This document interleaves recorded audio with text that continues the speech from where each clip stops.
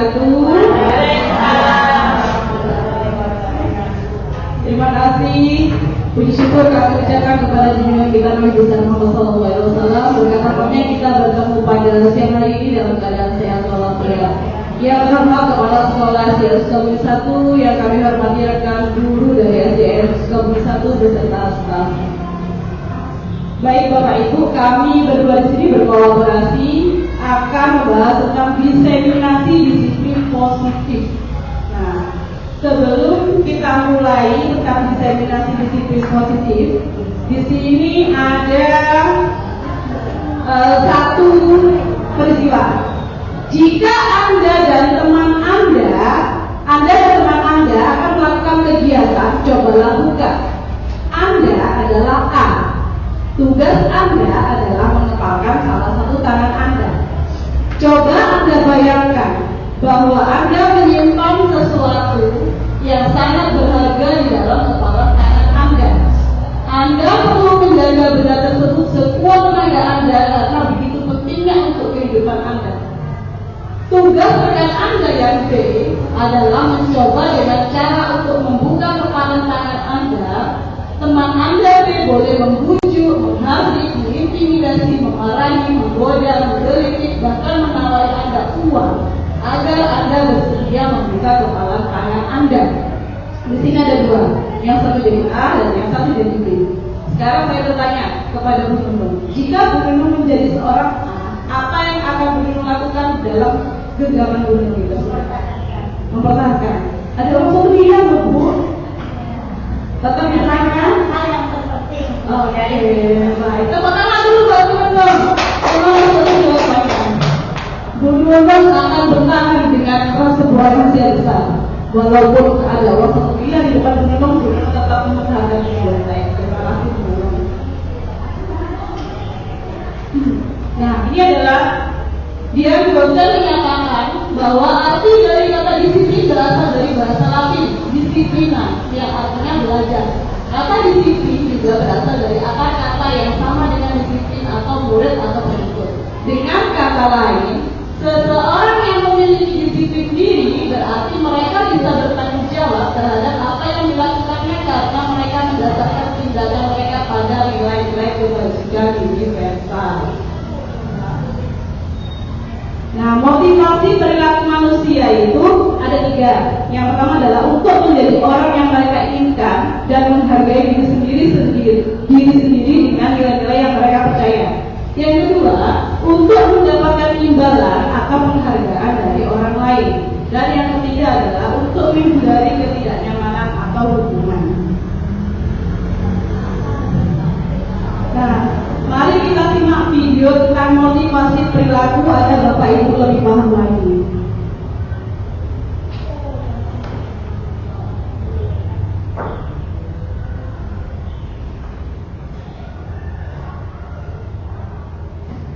The Bluetooth device is ready to pair.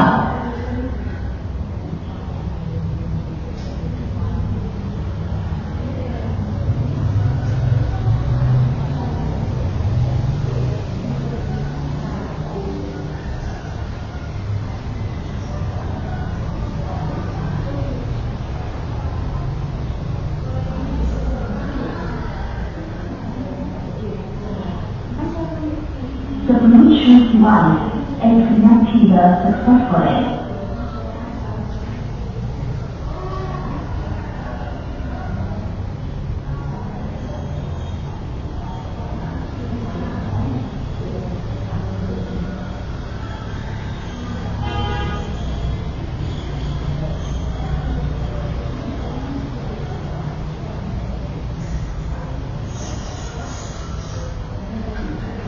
Ibu dan Bapak Guru, masih ingatkah ketika menjadi anak ibu, kita senang dan bahagia saat guru memberikan ujian atau hadiah. Kita disebutkan jika menjawab pertanyaan dengan benar, kita diberi coklat atau permen. Kita diiming-imingi kalau tugas selesai dengan cepat, kita bisa pulang duluan.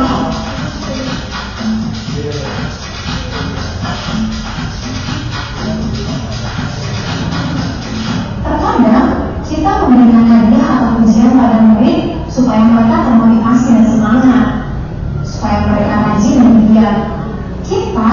apakah hadiah dan ujian ini sangat penting bagi murid, tetapi apakah hal itu sudah tepat dan sesuai dengan kebutuhan murid? Dari dosen menjelaskan bahwa mendapatkan hadiah atau ujian dari orang lain bisa menjadi motivasi seseorang melakukan sesuatu. Dosen mengkategorikan ini sebagai motivasi perilaku murid level kedua, yaitu mendapatkan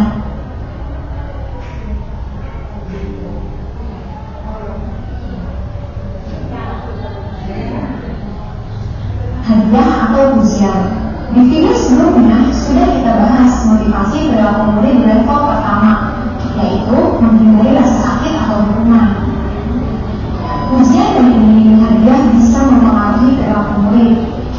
Murid akan menjadi rajin mengerjakan tugas dari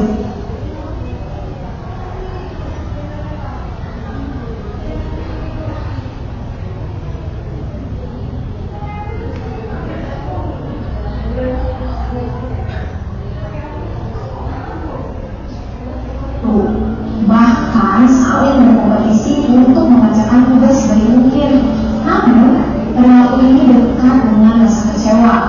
Jika energi yang sudah dikerahkan tidak berbalas sesuai dengan janji hadiah, maka akan muncul rasa kesal, marah, dan bahkan rasa tidak dihargai.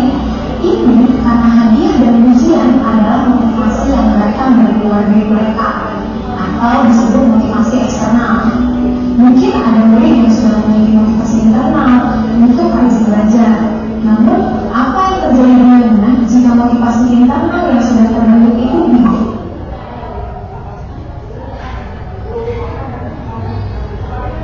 Dan dengan motivasi eksternal.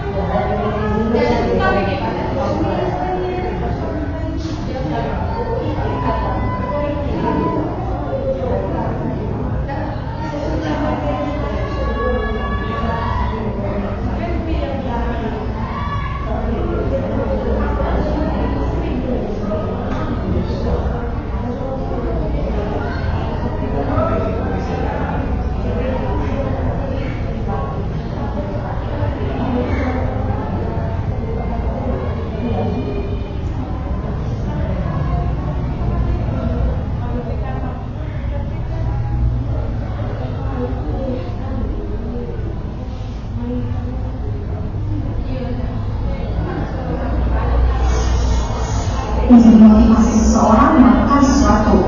Dosen mengkategorikan ini sebagai motivasi perilaku murid level kedua, yaitu mendapatkan hadiah atau ujian. Di video sebelumnya sudah kita bahas motivasi perilaku murid level pertama, yaitu menghindari rasa sakit atau hukuman. Ujian dan iming-iming hadiah bisa mempengaruhi perilaku murid. Murid akan menjadi rajin mengerjakan tugas dari guru, bahkan saling berkompetisi untuk mengerjakan tugas sebaik mungkin. Namun, perilaku ini dekat dengan rasa kecewa. Jika energi yang sudah dikerahkan tidak berbalas sesuai dengan janji hadiah, maka akan muncul rasa kesal, marah, dan bahkan rasa tidak dihargai. Ini karena hadiah dan ujian adalah motivasi yang datang dari luar diri mereka, atau disebut motivasi eksternal.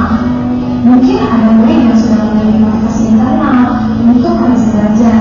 Namun, apa yang terjadi dengannya jika motivasi internal yang sudah terbentuk itu diganggu dengan motivasi eksternal berupa janji hadiah dan ujian itu? Ibu dan bapak guru mungkin bertanya, lalu gimana cara memotivasi murid tanpa ujian dan hadiah? Saya punya jawabannya.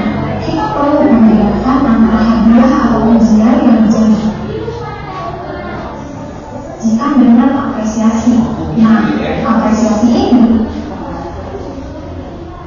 dilakukan di akhir atau di ujung pelajaran, sehingga perilaku murid tidak digerakkan oleh sesuatu yang dijanjikan.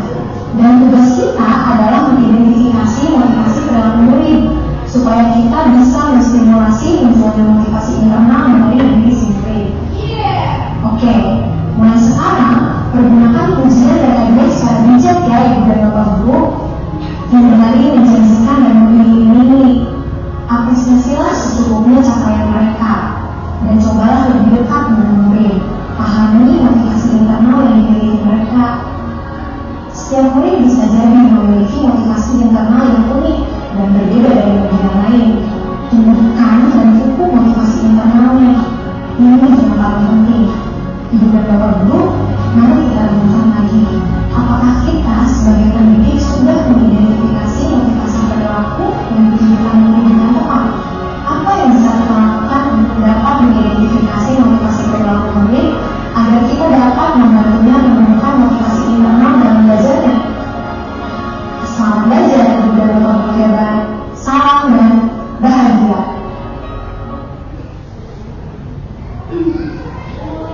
Nah, baik, Bapak Ibu sudah menyimak tadi. Yang disampaikan tadi adalah tentang pujian dan hadiah.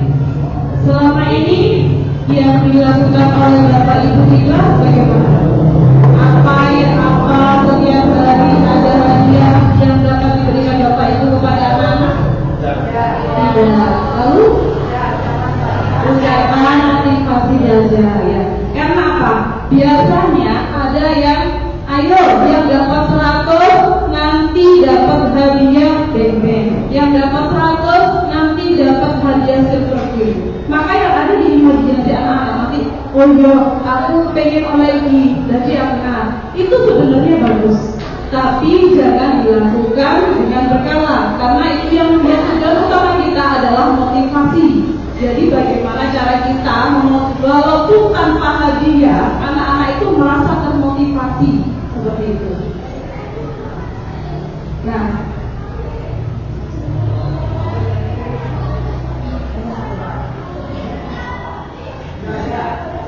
Nah, yang kedua ini adalah tentang hukuman, penghargaan, dan restitusi.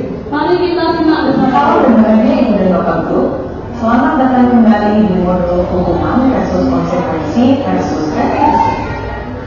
Ibu dan Bapak Guru sekalian, setelah kita sudah belajar konsep hukuman dan konsekuensi, maka kali ini kita akan belajar mengenai restitusi. Diharapkan dengan materi ini kita dapat lebih mengerti perbedaan antara hukuman, konsekuensi, dan restitusi.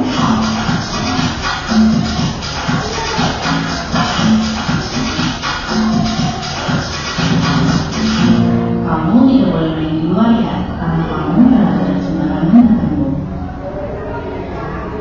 Tadi pagi aku terlambat 20 menit, maka aku harus Maaf ya, kemudian berhenti bersama.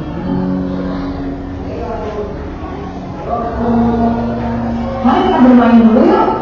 Tadi sudah diperlihatkan 3 kasus. Silahkan Ibu dan Bapak Guru pilih ya. Kasus mana yang merupakan konsekuensi, hukuman, dan restitusi. Kalau mau menyiapkan pensil dan kertas juga boleh, dicatat ya. Bagaimana Ibu dan Bapak Guru? Apakah sudah ditentukan jawabannya?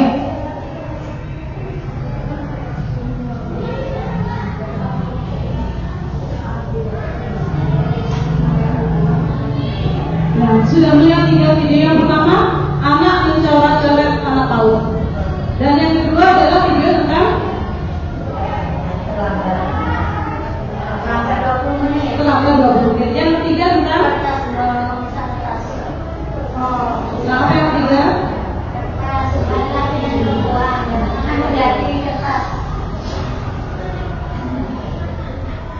Simpan dulu ya. Sebelum belajar restitusi, ada baiknya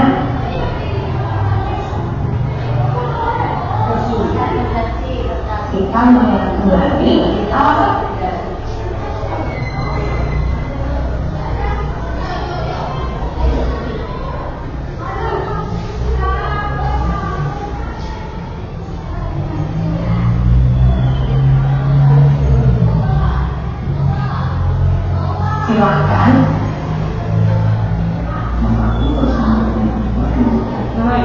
terlambat jadi 20 menit pulangnya terakhir. Nah ini anaknya minta maaf karena merobek kelasnya. Mari kita bermain dulu yuk. Nah, menurut Bapak Ibu, dari ketiga tersebut, yang pertama karena anak-anak itu mencoret-coret, itu termasuk apa? Ada 3 hukuman. Yang kedua, itu karena anaknya terlambat 20 menit, jadi harus pulang ditambahi 20 menit lagi menunggu dari jam pulang, lebih dari jam pulang. Dan yang ketiga, itu anak-anaknya meminta maaf karena merobek kertas rumahnya. Nah, jawaban dari Bapak Ibu disimpan dulu ya. Nanti kita bahas. Tadi sudah diperlihatkan 3 kasus. Silahkan Ibu dan Bapak Guru pilih ya. Kasus mana yang merupakan konsekuensi, hukuman, dan restitusi. Kalau mau menyiapkan pensil dan kertas juga boleh, dicatat ya. Bagaimana Ibu dan Bapak Guru? Apakah sudah ditentukan? Jawabannya disimpan dulu ya. Sebelum belajar restitusi, ada baiknya kita mengenal kembali alasan dibalik tindakan manusia agar memudahkan kita untuk melakukan proses restitusi. Pernahkah terpikir oleh Ibu dan Bapak Guru jika ada murid melakukan pelanggaran di sekolah tanpa kita mengerti dulu nih, kira-kira kenapa ya mereka melakukan hal tersebut? Pada modul restitusi yang lalu, kita sudah belajar mengenai 5 kebutuhan dasar manusia yang diungkapkan oleh Dr. William James. Apakah Ibu dan Bapak Guru ingat? Ada kebutuhan dasar bertahan hidup, cinta dan kasih sayang, penguasaan, kebebasan, dan kesenangan. Setiap tindakan yang kita lakukan merupakan upaya kita untuk memenuhi salah satu kebutuhan dasar yang tadi disebutkan. Dalam upaya tersebut, kita menggunakan berbagai cara. Bisa dengan cara yang positif, bisa juga cara yang negatif, seperti melanggar peraturan. Dengan kata lain, manusia dapat melakukan kesalahan agar bisa memenuhi kebutuhan dasar. Hal ini juga bisa terjadi pada diri kita. Yuk kita coba untuk lebih mengerti lagi. Sebenarnya kebutuhan dasar apa sih yang mereka ingin penuhi? Untuk lebih jelasnya, mari kita analisis kasus A, B, dan C berikut ini. Kasus A adalah murid TK mencoret-coret tembok. Jika alasannya karena iseng dan bosan, maka dia mencari kebebasan. Jika jawabannya adalah karena dia senang melakukannya, maka itu adalah kesenangan yang berusaha dipenuhi. Kasus B adalah murid SMP yang datang terlambat 20 menit. Jika alasannya adalah karena ia harus mengikuti ibunya, maka ia sedang memenuhi kebutuhan hidupnya. Jika ia mengatakan bahwa ia kesiangan, ibunya tidak membangunkannya, maka ia mungkin sedang berupaya memenuhi cinta dan kasih sayang. Ia ingin diperhatikan oleh gurunya atau ibunya, karena gurunya pasti akan melaporkan hal tersebut pada waktunya. Kasus C adalah murid SD yang merobek kertas temannya. Jika alasan sang murid adalah karena kesal pada temannya dan ingin temannya memenuhi keinginannya, maka ia sedang memenuhi kebutuhan penguasaan. Dengan mengerti dan membuka diri atas beragamnya kebutuhan dasar manusia, maka kita bisa memberikan ruang kepercayaan dan empati pada setiap kesalahan ini. Ketika kita bisa mengerti kebutuhan apa yang sedang ia ingin penuhi, reaksi kita akan menjadi lebih tenang, tidak menghakimi. Kita bisa berkomunikasi dengan lebih baik kepada murid. Disinilah proses restitusi bisa kita mulai. Dengan memahami kebutuhan dasar manusia, kita menjadi lebih sadar bahwa murid kita sebenarnya adalah manusia, sama seperti kita. Mereka juga bisa salah. Tugas kita adalah membimbing mereka untuk belajar memperbaiki kesalahannya. Pada konsep hukuman dan konsekuensi, kita belum mengajarkan kepada mereka bagaimana memperbaiki kesalahannya. Dalam kedua konsep ini, mereka hanya sekedar menjalankan sanksi. Terkadang kita merasa capek karena banyaknya pekerjaan. Jadi kita memilih jalur cepat bagi murid untuk menyelesaikan masalahnya, yaitu melalui hukuman dan konsekuensi. Ini tidak melatih murid untuk mempunyai perilaku berpikir kritis sebagai pemecah masalah yang baik. Pada restitusi, kita menekankan rasa percaya, memberikan ruang refleksi dan diskusi untuk mereka bisa memilih solusi terbaik dalam memperbaiki masalah mereka. Dengan memberikan kebebasan kepada mereka untuk memperbaiki masalahnya, maka kita sudah memberikan hak kemerdekaan kepada mereka untuk belajar atas kesalahannya. Dengan ini, kita juga sudah memenuhi satu kebutuhan dasar mereka, yaitu kebebasan. Terkadang kita masih suka bingung dan terjebak tentang konsekuensi dari restitusi. Kita suka menyebut setiap solusi yang keluar dari murid itu sendiri. Hal itu merupakan restitusi. Kita perlu lihat lagi, apakah solusi itu mempunyai korelasi logis untuk memperbaiki masalahnya, atau mereka hanya sekedar menjalani konsekuensi. Mari kita kembali melihat kasus A, B, dan C yang Ibu dan Bapak Guru sudah kategorikan. Kita akan lebih jelas melihat perbedaan antara hukuman, konsekuensi, dan restitusi. Pada kasus A, murid mencoret-coretkan tembok lalu tidak boleh mengikuti sesi bermain. Mari kita analisis, adakah korelasi yang logis antara mencoret tembok dengan biaya sesi bermain? Lalu bagaimana dengan tembok yang kotor? Siapa yang membersihkan? Pada kasus ini, murid hanya menerima hukuman atas tindakan pelanggarannya. Untuk jenjang PAUD, ini bisa membuat murid menjadi marah, takut, dan mungkin saja jadi benci pada gurunya. Dia akan menganggap sekolah tidak menyenangkan karena sesi bermain telah direbut darinya. Karena terkadang mereka belum mengerti apakah tindakannya salah atau benar. Mungkin dia di rumah boleh mencoret tembok. Kita perlu berikan waktu dan pengertian lebih kepada mereka untuk memaknai tindakan yang benar atau salah. Pada kasus B, murid datang terlambat lalu dia memilih untuk tinggal sesuai jumlah waktu keterlambatannya. Jika tidak ada proses diskusi tentang mengapa dia terlambat dan bagaimana dia bisa mengatasinya agar besok bisa tepat waktu, maka ini adalah bentuk konsekuensi. Meskipun murid memilih solusinya, tapi tidak ada perbedaan akan masalah keterlambatannya. Ajaklah murid untuk mengidentifikasi masalah keterlambatannya.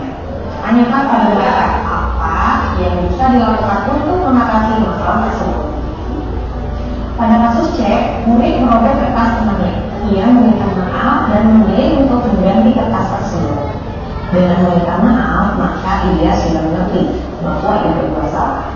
Tentu kita harus pastikan bahwa meminta maaf memang pilihannya, bukan karena paksaan keadaan. Lalu dengan dia mengganti kertas temannya yang robek, kita bisa melihat usahanya untuk bertanggung jawab, memperbaiki kesalahannya. Sepertinya di sini murid sudah mengerti bahwa kesalahan itu harus diperbaiki dan bukan selesai dengan minta maaf. Jika solusi ini adalah atas usul murid sendiri, maka restitusi sudah terjadi. Dampak kedepannya murid akan memiliki disiplin diri. Dia mengerti bahwa merobek kertas temannya adalah salah. Dia tidak akan mengulangi. Bukan karena dia takut atau menghadiah dari gurunya, tapi karena dia tahu ini adalah hal yang benar untuk dilakukan. Bagaimana Ibu dan Bapak Guru? Apakah jawabannya benar semua? Jika belum, tidak perlu khawatir, karena dalam memahami dan menerapkan restitusi, prosesnya memakan waktu yang tidak sebentar. Teruslah berusaha membuka diri untuk melihat perspektif lain dari kasus pelanggaran murid, yaitu dengan mengerti dulu kebutuhan dasar manusia. Ini akan sangat membantu. Meskipun prosesnya terlihat panjang atau mungkin kita juga bingung bagaimana dan dari mana mulainya, tetapi restitusi mempunyai dampak positif yang panjang bagi perkembangan murid. Lalu, apa saja ya tantangan dan bagaimana cara kita memulai restitusi di kelas? Kita akan bahas pada materi selanjutnya ya. Ibu dan Bapak Guru sekalian, sekian materi restitusi untuk saat ini. Sebelum kita benar-benar mengakhiri, yuk kita berrefleksi sebentar. Silakan diingat-ingat kembali satu bentuk tindakan pelanggaran murid yang pernah kita hadapi. Bagaimana cara Ibu dan Bapak Guru dalam membantu murid menyelesaikan masalahnya? Apakah saat itu kita sudah memberikan kesempatan untuk murid bisa melakukan restitusi?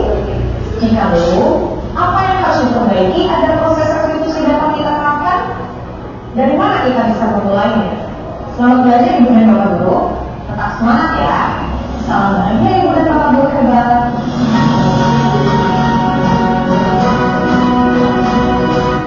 Baik, cukup untuk videonya.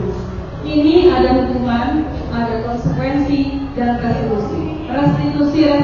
Mungkin bertanya-tanya, restitusi itu apa sih? Apakah pernah saya menjelaskannya? Kemudian di sini adalah hukuman dan konsekuensi. Sebelum saya mengetahui tentang modul ini, awalnya penerapan saya selama ini pada murid lebih banyak pada hukuman dan konsekuensi, belum tertuju pada restitusi. Contohnya, seperti misalkan kita mungkin bisa flashback dulu. Misalkan ada terlambat. Kalau terlambat, tunggu di luar dulu, jangan masuk dulu. Adakah yang seperti itu biasanya? Ya, pasti dilakukan. Ada masuk bahasa itu ya, benar ya. Nah, itu hukuman atau konsekuensi? Konsekuensi. Karena kamu terlambat, akan tunggu dulu di luar, itu adalah konsekuensi. Terus kemudian, sebenarnya hukuman dan konsekuensi itu tidak untuk murid belum cocok kita lakukan. Karena apa? Kita belum mengenal restitusi. Restitusi itu apa? Nah, terkait tadi yang ketiga video tadi, anak yang mencoret-coret, kemudian yang kedua anak terlambat, dan yang ketiga adalah teman, itu masih tertuju pada hukuman dan konsekuensi. Sama, saya sebelum belajar tentang restitusi, saya juga sering melakukan hukuman dan konsekuensi, tapi tidak dalam bentuk fisik. Misalkan, kamu tidak mengerjakan PR, ya sudah silakan kerjakan PR-nya 2 kali, 2 lembar. Nah, itu adalah konsekuensi karena tidak mengerjakan PR. Kemudian kita akan membahas restitusi. Apa restitusi itu? Nah, jika kita sudah tahu restitusi, nanti kita akan paham bagaimana cara kita menyelesaikan masalah disiplin positif kepada murid-murid kita.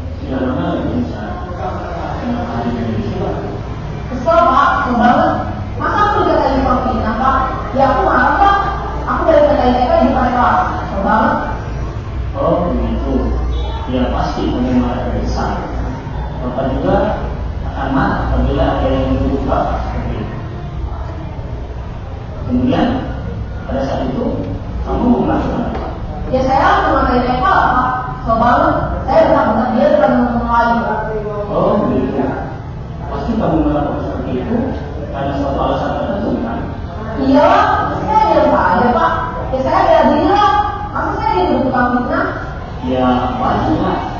Pertahanan agama itu untuk mengambil tidak bagi kita barat yang berkata. Iya Pak, tentu saya harus bersabar dan hanya meminta saja. Bergemes pada Pak, saya pasti ada di Pak. Ya pasti ya, tapi kamu memilih untuk tetap bertahan dan bersabar. Kamu memilih untuk tidak berbuat lebih parah lagi. Nah, sekarang coba kita lihat lagi tindakan kamu yang mengatakan keras.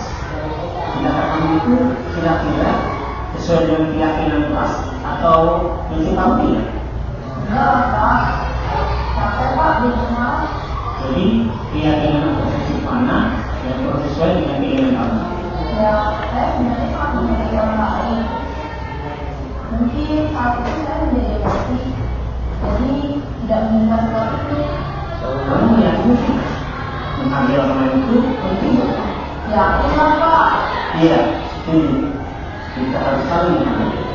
Namun, ada juga keyakinan yang seperti dalam perjalanan apabila kita sedang marah.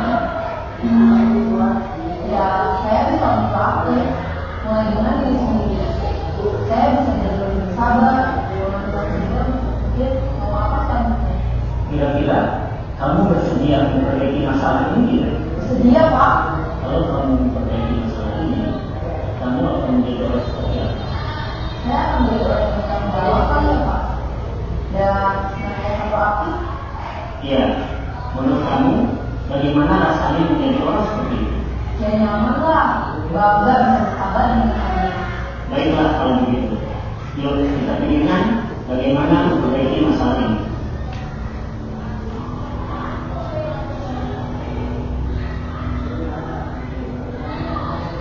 Ibu dan Bapak guru hebat. Baru saja kita menyaksikan contoh bagaimana seorang guru berada dalam posisi manajer menggunakan penerapan segitiga restitusi. Mari kita bahas satu persatu. Pada sisi pertama, menstabilkan identitas berdasarkan pada prinsip bahwa membuat kesalahan adalah bagian dari proses pembelajaran.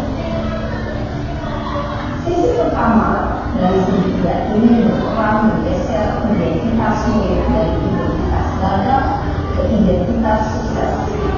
Murid yang sedang bertingkah laku tidak pantas atau mengaku diri saat itu sedang mengalami identitas gagal. Bila kita mengkritiknya, maka posisinya tidak akan berubah.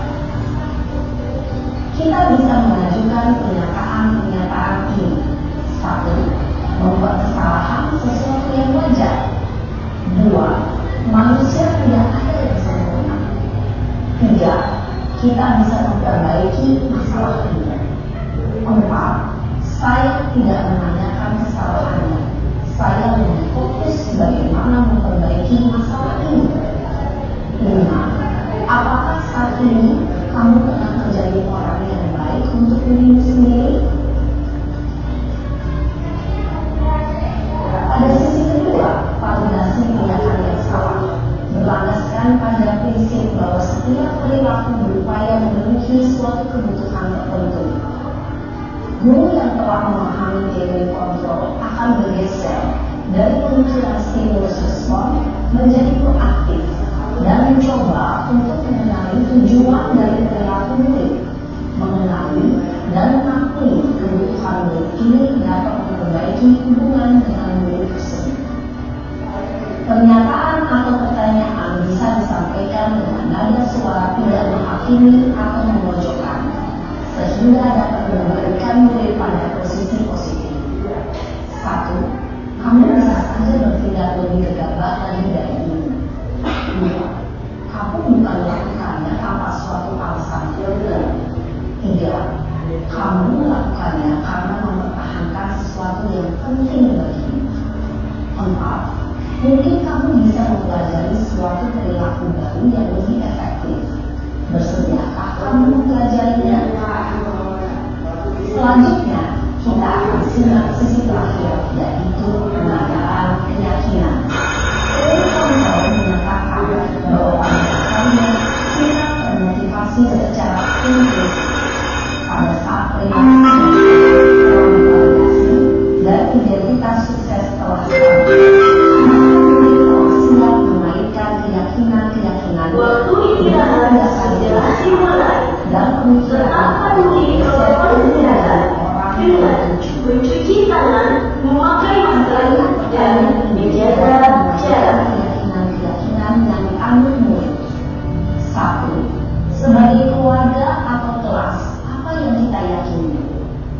Dua, nilai-nilai apa yang telah kita sepakati.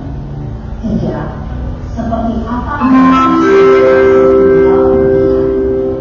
empat,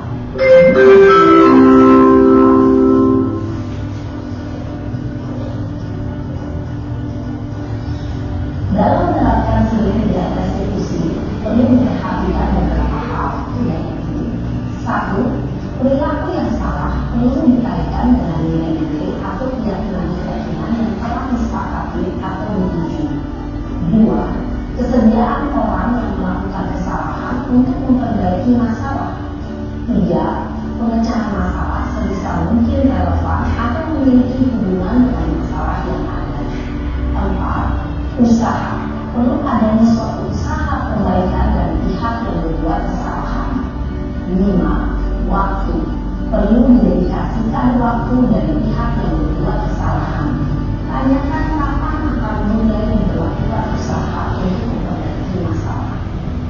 Dengan memahami struktur penerapan segitiga restitusi, diharapkan guru dapat menetapkan posisinya sebagai manajer dengan mengajukan pertanyaan-pertanyaan bermakna dan dapat membuat murid menjadi percaya diri, bertanggung jawab, dan mandiri. Nah, ibu bapak guru perlu tidak mengikuti ketiga tahapan dalam segitiga restitusi bergantung pada ringan beratnya suatu permasalahan. Misalnya, bila permasalahan tersebut ringan, maka tidak perlu dijalankan secara berurutan. Bahkan bisa segera menanyakan apa keyakinan yang kita sepakati. Dengan menjalankan segitiga restitusi, dengan mengajukan pertanyaan-pertanyaan bermakna, diharapkan murid menjadi kuat secara pribadi, dapat membuka wawasan diri agar dapat menyelesaikan permasalahannya sendiri, semakin percaya diri, mandiri, dan merdeka. Salam dan bahagia, ibu bapak guru hebat.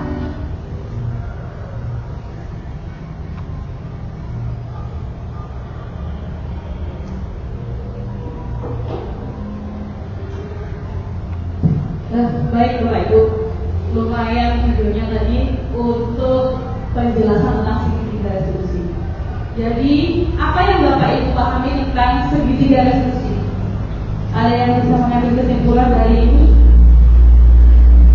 Awal tadi kan kita sudah melakukan hukuman dan konsekuensi. Kemudian yang paling bagus adalah restitusi untuk pemecahan disiplin positif terhadap suatu permasalahan. Nah, segitiga restitusi ini terdapat 3 bagian. Jadi nanti jika di kelas kita ada sesuatu masalah, kita jangan langsung memberi hukuman atau konsekuensi. Kita validasi dulu. Misalkan contohnya, kenapa kamu memukul si Ami? Ya Bu, tadi makanan saya diambil. Nah, itu harus kita validasi dulu. Oh iya, itu adalah guru dulu pernah melakukan kesalahan. Jadi divalidasi dulu. Kemudian menstabilkan identitas, kemudian validasi. Dan yang ini adalah menanyakan keyakinan. Keyakinan plus apa yang sudah kita buat. Nah, itu kita harus sampaikan ke anak-anak, misalnya, oh di situ kita saling menghargai. Nah, di bagian yang lagi anak-anak diingatkan lagi. Berarti keyakinan kelas kita kan saling menghargai. Jadi kita tidak boleh melakukan pemukulan. Kita harus saling menghargai kepada teman. Itu tadi, kenapa anak-anak melakukan itu, meminta kue kepada temannya?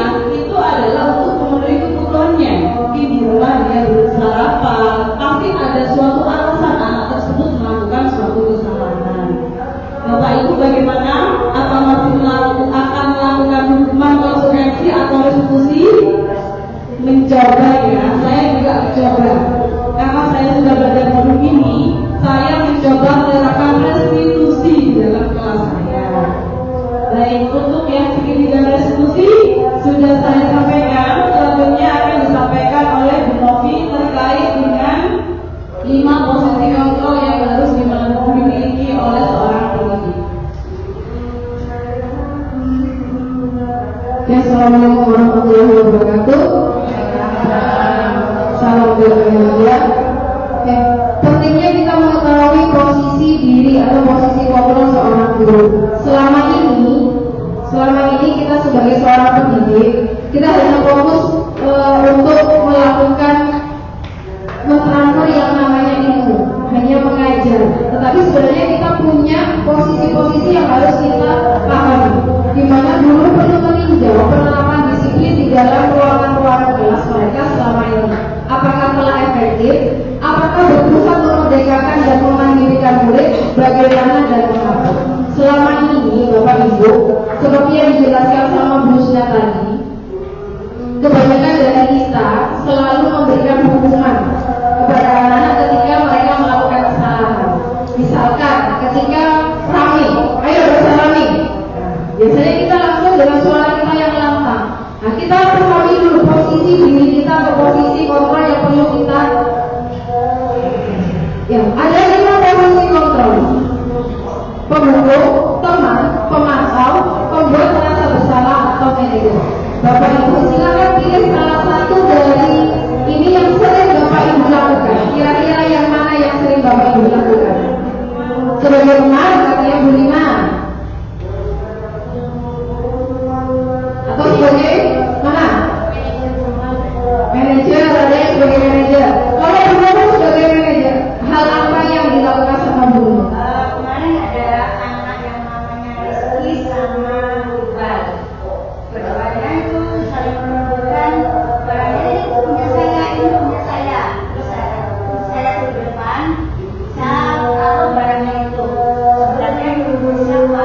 Anaknya punya saya Bu, siapa? Iqbal. Rizky, kok kamu mengatakan ini punya kamu dari mana? Saya di bawah Bu. Jadi makanya kemarin menemukan setipnya si Iqbal, katanya karena sudah di bawah itu miliknya Rizky. Nah jadi saya datang sama kalau barang masih berada di ruang kelas itu mungkin punya teman atau punya guru. Nah karena ini punya Iqbal, ini masih punya Iqbal, saya katakan. Terus kemudian jadi ini miliknya siapa? Miliknya Iqbal. Si Rizky bilang, nah kalau begitu Iqbal harus mengatakan apakah ini benar-benar punya Iqbal. Ya Bu, ini ada tandanya. Tandanya di mana? Saya sebutkan. Tandanya saya sobek Bu. Coba saya lihat. Rizky sama Iqbal saya suruh ke depan. Ada sobekan apa enggak? Ada Bu. Saya ambil kasih Lea. Lea maju, di sini ada sobekan. Betul ini punya Iqbal ya Bu. Jadi saya mengucapkan seperti itu dan saya kasih lagi ke Iqbal dan keduanya saya suruh meminta maaf. Yaitu tindakan yang dilakukan guru yang super sekali ya, hebat sekali. Guru sudah menjadi manajer katanya. Apakah langkah-langkah yang dilakukan guru itu apakah sudah memasuki atau posisi guru sebagai manajer? Kita simak video berikut.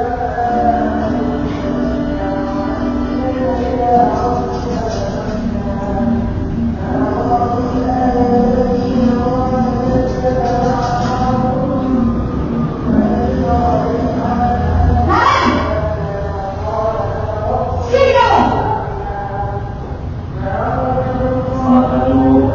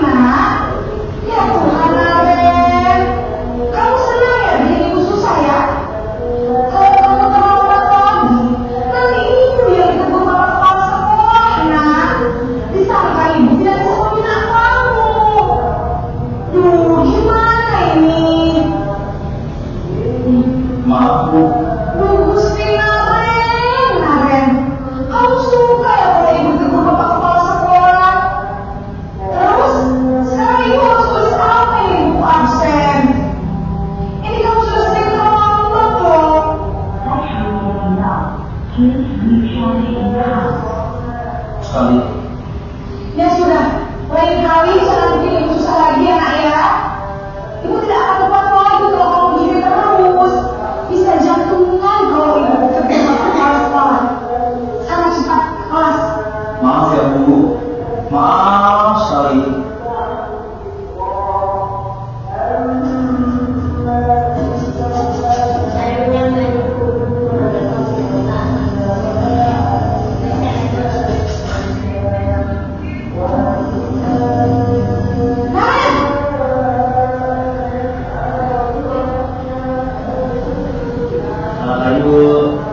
Wah, sudah jam berapa ini nak?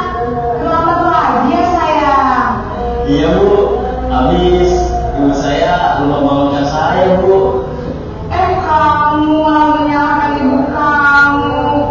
Kamu bukannya anak yang paling kencang. Kok terlambat sih? Iya Bu, saya memang terlambat bangun tadi. Jadi biarpun saya lagi kencang, tetap gak kesenja Bu. Ya sudah sayang, nanti lain kali larinya lebih kencang lagi ya. Biar gak terlambat lagi. Bikin seneng ibu, demi ibu. Bisa kan? Bisa lah Bu. Ya sudah sana masuk kelas. Ibu beresin urusan absen kamu. Kamu ini ada saja.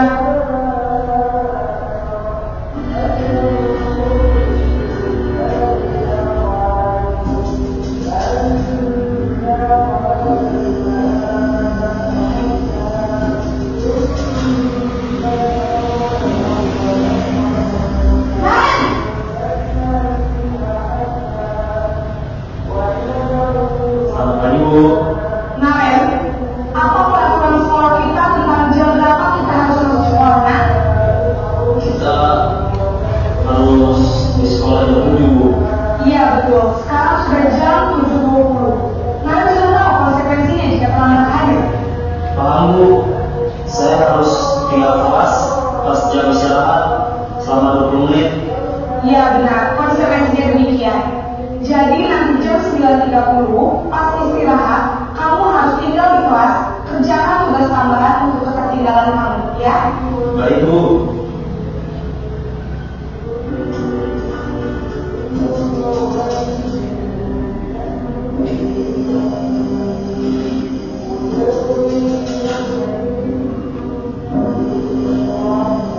Nah,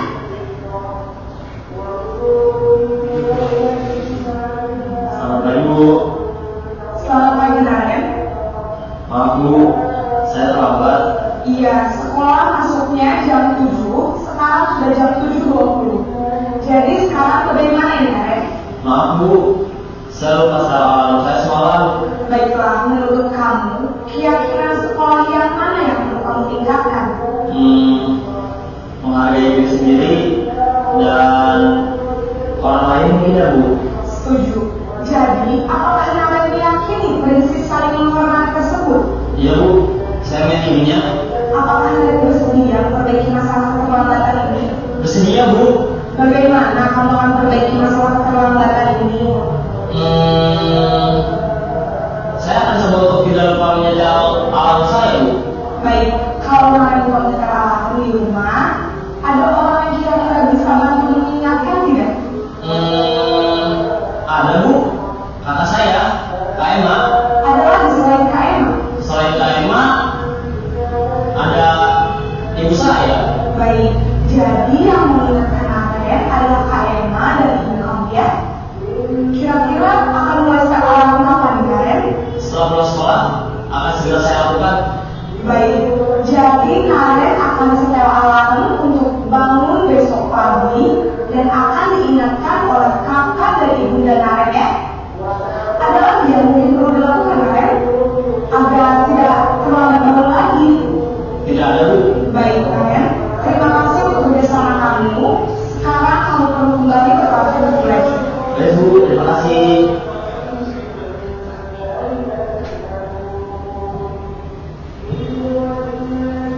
Dari 5 perbedaan video tadi, 5 posisi dari guru, mana yang masih sering Bapak Ibu lakukan? Coba diintrospeksi diri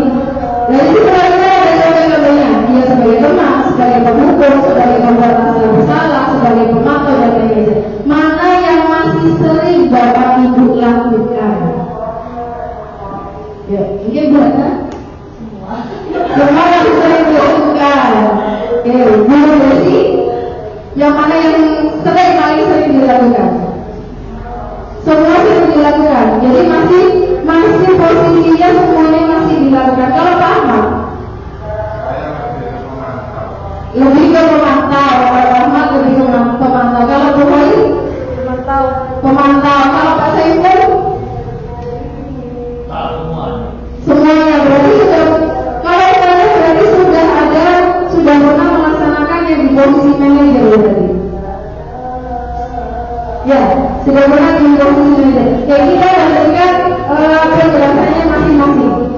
Ya, posisi kontrol pembunuh. Siapa yang masih melakukan hukuman fisik?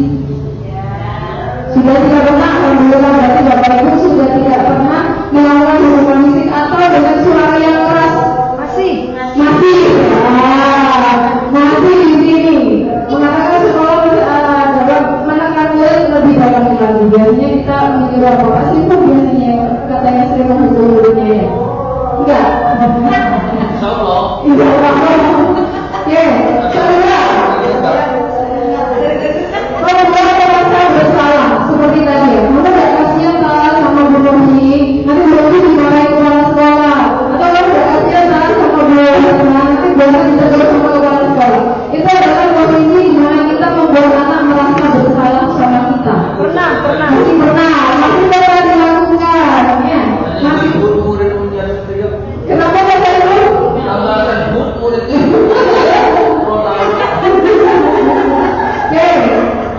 Posisi yang ketiga, posisi ngomong sebagai teman.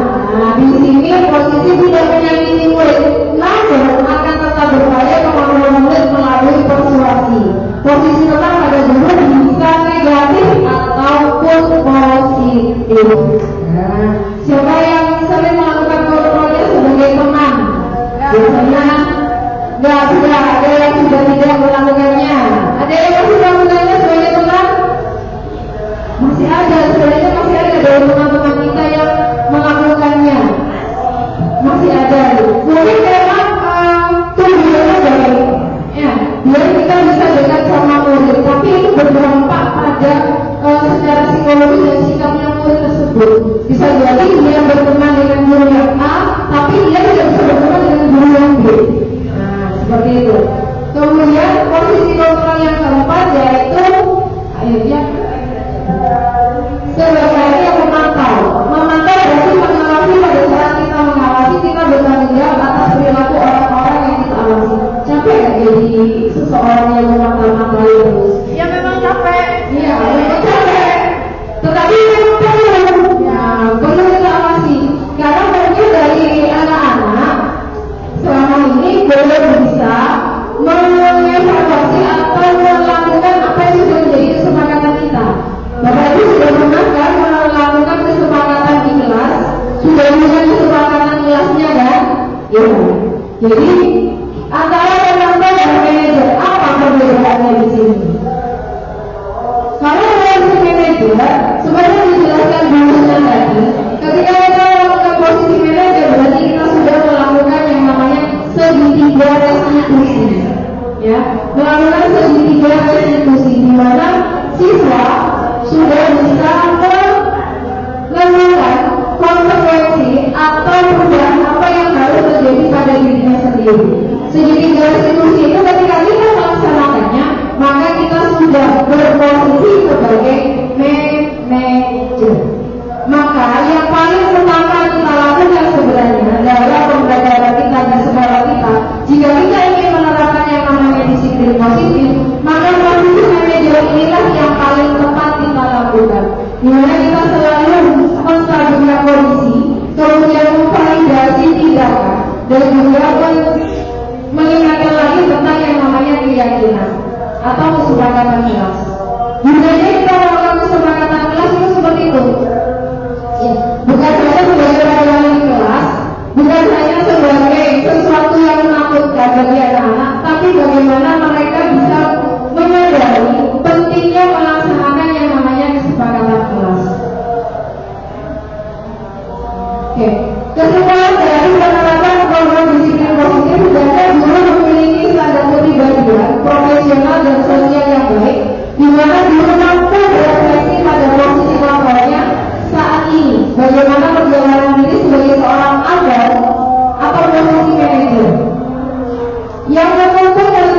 menjadi insan yang mandiri, merdeka dan bertanggung jawab. Budaya positif merupakan perwujudan dari nilai-nilai atau keyakinan universal yang diterapkan di sekolah. Budaya positif di sekolah tidak dapat diciptakan secara instan, memang butuh proses yang panjang. Dalam penerapan budaya positif di sekolah diperlukan tuntunan dan tauladan dari seorang guru. Nah, ini kunci pentingnya di sini Bapak Ibu ya. Jadi guru tidak hanya menuntut siswanya untuk datang lebih pagi atau mengerjakan tugas, tapi juga harus bisa menjadi tauladan yang baik. Guru harus menjadi contoh yang baik sehingga murid dengan kesadaran sendiri akan mengikuti apa yang dilakukan oleh guru. Itu tadi definisi dari disiplin positif yang saya lakukan sama Bu Husna. Mungkin Bapak Ibu dari sini kita perlu introspeksi diri. Posisi kita sebagai guru, apakah selama ini sudah melaksanakan disiplin positif dengan baik atau belum? Bagaimana Bu Husna? Sudah selesai ada tambahan? Oke. Saya akhiri untuk kegiatan diseminasi ini. Terima kasih atas waktunya. Saya ucapkan terima kasih. Assalamualaikum warahmatullahi wabarakatuh. Salam dan bahagia.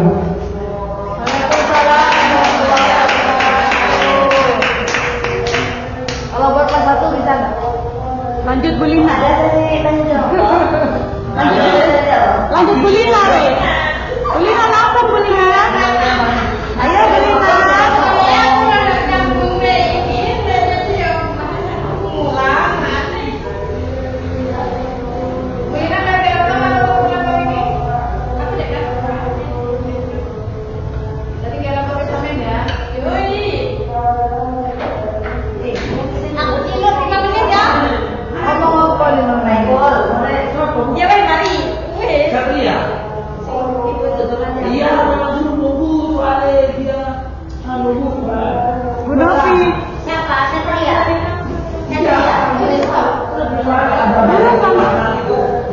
Merah ya? Iya.